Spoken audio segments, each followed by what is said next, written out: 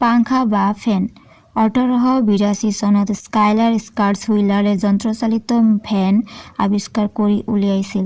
তাৰ কিছু বছৰ পিছতে ফিলিপ ডাইলে এটা মেচিন মটৰত ব্লেড সংযোগ কৰি চিলিং ফেন সাজি উলিয়াইছিল।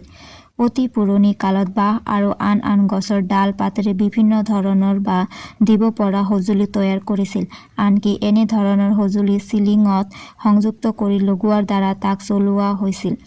17শ শতিকাত অট ভন গুৱেৰিক, ৰবাৰ্ট হুক, ৰবাৰ্ট বইল নামৰ বিজ্ঞানী কেইজনে ভেকুৱাম আৰু এয়াৰফ্ল' সন্দৰ্ভত কেতবোৰ ধাৰণা যুগুত কৰে। ইংলেণ্ডৰ আৰ্কিটেক্ট খ্ৰীষ্টোফাৰ ৰেনে সংসদ ভৱনত চৌদিশে বতাহ বিলাব পৰাকৈ এক ধৰণৰ বা দিব পৰা সঁজুলি সাজি উলিয়াইছিল। 1727 চনত ব্ৰিটিছ অভিযন্তা জন থিয়ফিলাছ ভেছাগুলিয়াছে আন এক ধৰণৰ বা দিব পৰা সঁজুলি সাজি উলিয়াইছিল আৰু এই সঁজুলিও সংসদত ব্যৱহাৰ কৰা হৈছিল। তাৰ বহু বছৰ পিছতহে ষ্টিম পাৱাৰ ফেন আৱিষ্কাৰ হয়। স্কটলেণ্ডৰ পদাৰ্থবিদ ডেভিড বছৱেল ৰেণ্টডে লিভাৰপুলৰ এখন চিকিৎসালয়ত প্ৰথমবাৰৰ বাবে এই ফেন স্থাপন কৰিছিল।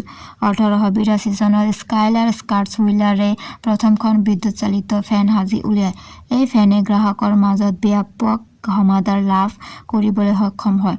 তাৰ পিছতে ফিলিপ ডাইলে বিদ্যুৎ চালিত চিলিং ফেন আৱিষ্কাৰ কৰে।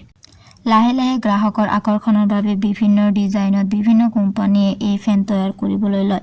1950 চনৰ পৰা মুকলি বজাৰত ফেনৰ চাহিদা বহুলভাৱে বৃদ্ধি পাবলৈ লয় আৰু পিছলৈ এই মানৱ জীৱনৰ এক অপৰিহাৰ্য সামগ্ৰী হৈ পৰে।